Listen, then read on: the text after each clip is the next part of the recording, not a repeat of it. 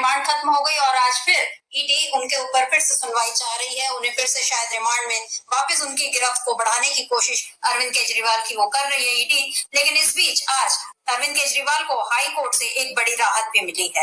एक याचिका एक पीआईएल दायर हुई थी हाई कोर्ट में, जिसमें मांग की गई थी कि अरविंद केजरीवाल को सीएम पद से हटाया जाए, लेकिन हाई कोर्ट ने आज इस याचिका को खारिज कर दिया।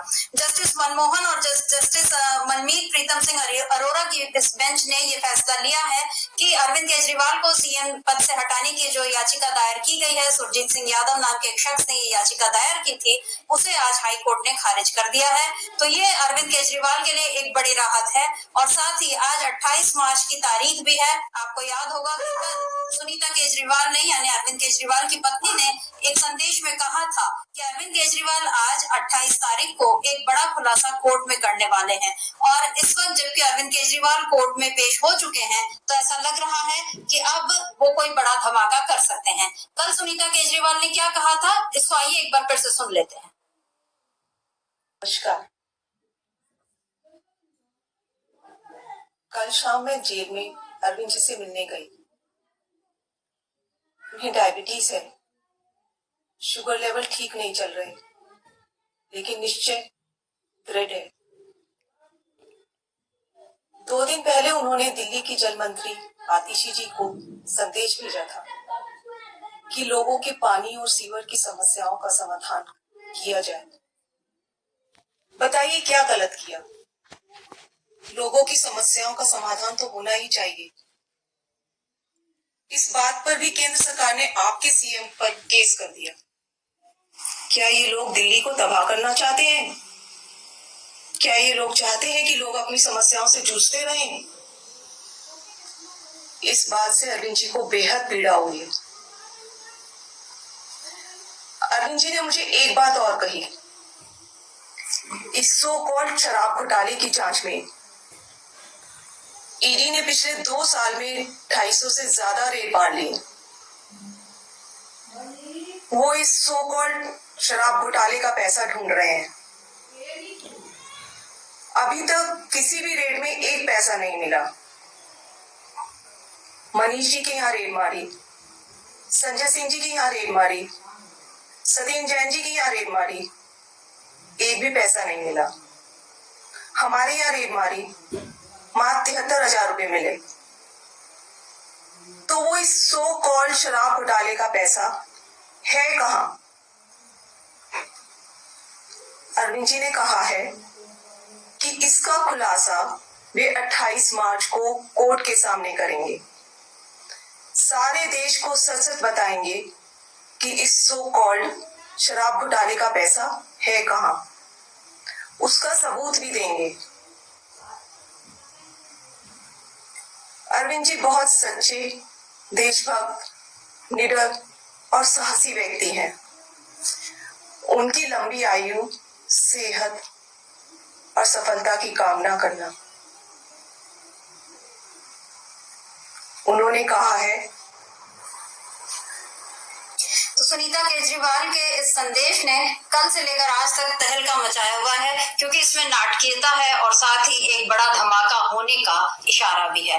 आज 28 तारीख है और आज ही के बारे में सुनीता केजरीवाल ने कहा है कि अरविंद केजरीवाल आज कोर्ट को ये बताएंगे, सबूतों के साथ ये बताएंगे कि आखिर शराब घोटाले का पैसा कहाँ है, किसके पास है। ये एक बहुत बड़ा धमाका हो सकता है। अभी इस वक्त कोर्ट के अंदर क्या कार्रवाई चल रही है, इसके बारे में भी शायद हमको जल्दी कोई खबर लगे, क्योंकि अभी तो कार्रवाई शुरू हुई है। धीरे धीरे खबरें बाहर आएंगी तो पता चलेगा, तब हम इस पर आगे चर्चा करेंगे।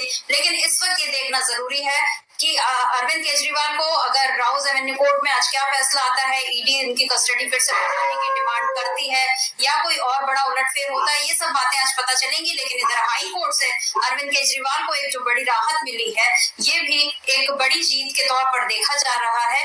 और इधर अदालतें अपना काम कर रही हैं। जिन्हें जो जजों को जो लग रहा है कि अगर ये याचिका ठीक नहीं है तो वो उसको खारिज कर रही हैं। जिन मामलों पे सुनवाई होनी चाहिए उसको वो सुनवाई के लिए तारीख दे रही हैं, उस पर फैसले सुना रही हैं।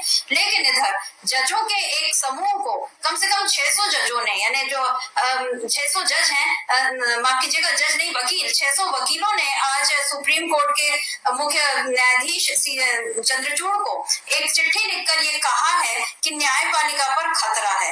ये जो हरीश साल्वे का, जो कि आप जानते हैं, जिन्होंने अभी एसबीआई का केस सुप्रीम कोर्ट में लड़ा था और वो जो इलेक्टोरल बॉन्ड का मामला था उस पर उन्होंने ये अपील की थी कि हमें आगे की तारीख दी जाए, 30 जून तक की तारीख दी जाए, हम अभी आंकड़े पेश नहीं कर सकते। लेकिन सुप्रीम कोर्ट की फटकार लगी और एसबीआई को वो सारे आंकड़े तुरंत ही देने पड़े। तो अब हरीश साल्वे समेत 600 वकीलों ने न्यायपालिका को एक चिट्ठी लिखकर ये कहा है, न्यायपालिका के ऊपर मंडराते खतरे को लेकर एक चिट्ठी लिखी है। इस पर भी आज हम चर्चा करेंगे। लेकिन आज का मुख्य विषय जो ये है कि अरविंद केजरीवाल के ऊपर आज क्या होता है और अरविंद केजरीवाल किस तरह आज कोई बड़ा खुलासा कर सकते हैं। हमारे साथ आज भी चर्चा में मौजूद हैं अमलेंदु उपाध्याय जी, जो कि हमारे ऑनलाइन एडिटर हैं। अमलेंदु जी नमस्कार, बहुत बहुत स्वागत है आपका कार्यक्रम में।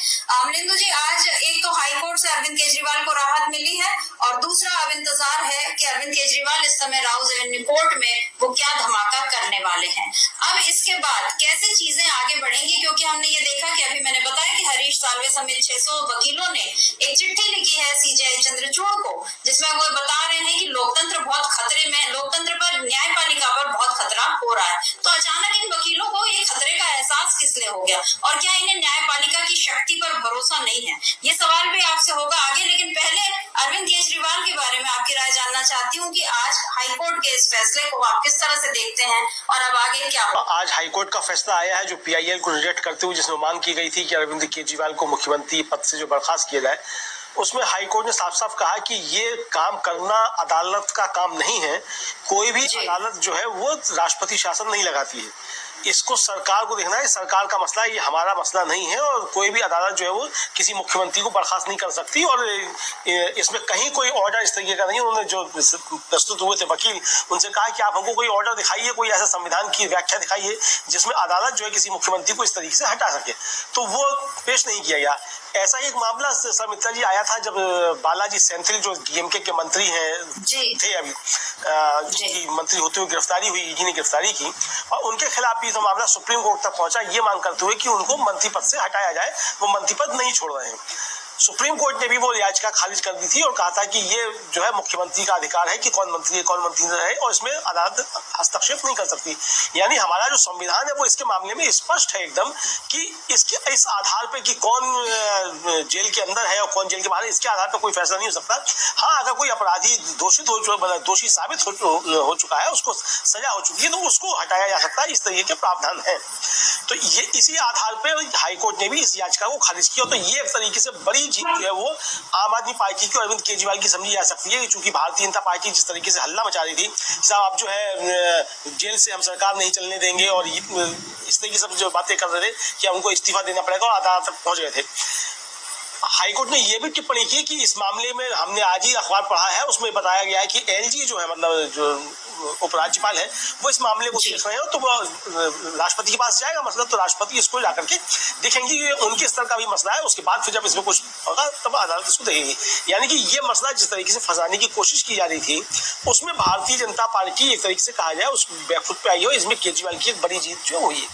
अब जो दूसरा मसला जो अभी चल रहा है जिसमें अरविंद केजरीवाल की पेशी हो चुकी है कोर्ट के अंदर, उस पर बहस अब शुरू हो गई है, बेंच जो है असेंबल हो चुकी है, उसमें हो रही है बातचीत। रमेश गुप्ता जो केजरीवाल के वकील हैं वो केजरीवाल की तरफ से उपस्थित हो चुके हैं और दो वकील साहिबान जो है वो सरकार की तरफ से मतलब ईडी की तरफ से वहाँ पहुंच चुके हैं। तो अब लेके जाया जा रहा था जब कोर्ट में केजरीवाल को उनसे संवाददाताओं ने सवाल किया तो उन्होंने कहा कि ये पूरी पॉलिटिकल कॉन्स्पिरेसी है और जनता इसका जवाब देगी।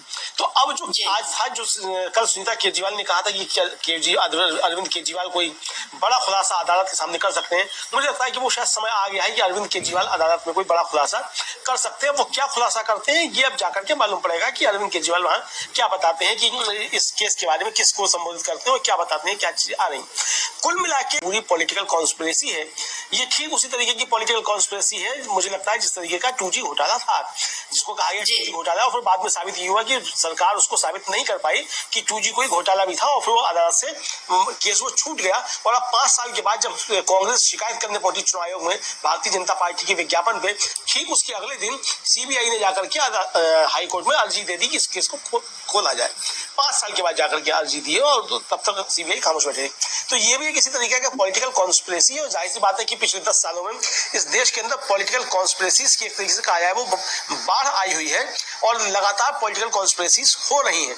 तो ये हम अच्छी तरीके से समझ सकते हैं कि कहाँ का क्या क्या पॉलिटिकल कॉन्स्पिरेसीज हो रही है और किस तरीके से अदालतों को जो है वो पॉलिटिकल कॉन्स्पिरेसी में हथियार बनाया जा रहा है, किस तरीके से ये भी अब देश के सामने आ रहा है। जिस मसले का आपने जिस चिट्ठी का जिक्र किया सर्वमित्रा जी, ये भी उसी पॉलिटिकल कॉन्स्पिरेसी का एक हिस्सा समझा जा सकता है, क्योंकि इनमें जिन वकील साहिबान के दस्तखत हैं उनमें कई बड़े नाम जो है वो भारतीय जनता पार्टी के समर्थक समझे जाते हैं, जिनमें हरीश साल्वे हैं जो भारतीय जनता पार्टी के सारे केसेस लड़ते हैं। सरकारी वकील नहीं है लेकिन सरकार के अधिकांश केस वही जाकर के सुप्रीम कोर्ट में लड़ते हैं। इसी तरीके से जो आदिश सी अग्रवाल है सुप्रीम कोर्ट बार एसोसिएशन के अध्यक्ष हैं, उन्होंने तो बाकायदा इस इलेक्टोरल बॉन्ड को लेकर के राष्ट्रपति की हस्तक्षेप की मांग कर डाली थी कि रोका जाए आदेश, उनके ऊपर सीजीआई ने बड़ी सख्त टिप्पणी सुनवाई करते हुए की थी कि आप वकील भी हैं, आप सीनियर वकील भी हैं और आपको पूरी मालूम है कि क्या प्रक्रिया होती है, तो आप ज्यादा हमारा मुंह मत खुलवाइए, फिर बंदा कुछ बात आगे बढ़ सकती है। ये सीजीआई की जो थी टिप्पणी थी। मुझे लगता है कि जिस तरीके से अदालतों को एक हथियार बनाने की कोशिश की गई। जी अमरिंदर जी, अभी हम इस पर ये अरविंद केजरीवाल की एक बाइट भी है, उसको सुन लेते हैं कि आज उन्होंने क्या कहा है कोर्ट में। जी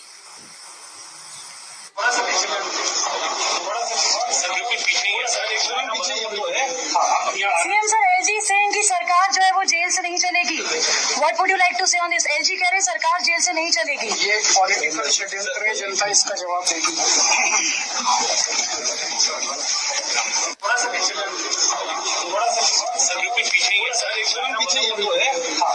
सीएम सर, एलजी सेइंग कि सरकार जो है वो जेल से नहीं चलेगी।